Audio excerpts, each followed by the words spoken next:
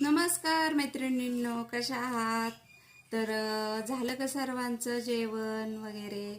तर आज ना मी नवरीचे ब्लाऊज शिवलेत आणि आरी वर्कचे तर ते तुम्हाला दाखवते. तर बघा, हे बघा, फ्रंट साईड प्रिन्स कट आणि वन साईड असं वर्क आहे बघा. बाईला पण बघू शकता तुम्ही आणि बॅक साईड पण बघू शकता.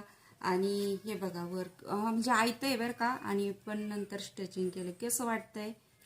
तर दोन कलरचे नवरीचे आहेत, नवरीच्या आईचे आहेत, सॉरी, नवरीच्या आई आणि चुलतीचे आहेत. तर कसे वाटले? हे बघा, हे नवरीच्या मम्मीचे. कसं वाटलं? छान वाटते ना डिझाईन? एकदम सुंदर वाटतीये. पण शिवायला इतकी तकलीफ होती ना, व्यवस्थित कट करावं लागतं त्या मापावरती. आणि हे वर्क आहे ना व्यवस्थित आलं पाहिजे, कारण ते आपण काय म्हणतो ना, मोजून व्यवस्थित नसतं ना, आयतं आलेलं असतं. त्याच्यामुळं इतकं वेळ जातो ना या ब्लाऊजला, खूप वेळ जातो. तर कशी वाटली डिझाईन मला नक्की सांगा बरं का. आणि एक ब्लाऊज आहे ना, म्हणजे नवरीचं नाही आहे, असंच नवरीचंच आहे पण वापरायचं आहे, असं लग्नाचं वगैरे नाही ते. तर हे बघा, बॅक साईडला असं पंचकोनी गळा आहे. सॉरी, तुम्हाला जर असं खाली ठेवलं तर दिसणार नाही. पंचकोनी गळा आणि बॅक साईड हुक, सिंपल बाही आहे. आणि फ्रंट साईडला बघा, आणि बॅक साईडला नोड आहेत.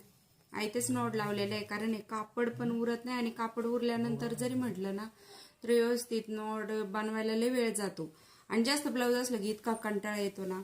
तर मग हे बघा, हे फ्रंट साईडला हे बघा पानगळा आहे, बघितलं, पानगळा आहे. आणि असं कोर्टेक्स ब्लाऊज ब्रेशर पट्टीसह. तर कसं वाटलं ब्लाऊज? छान आहे ना? तर बाय. आवडलं ब्लाऊज तर नक्की कमेंटमध्ये सांगा. आणि चॅनलवर नवीन असाल तर सबस्क्राईब करा आणि लाईक करा व्हिडिओला. तर बाय.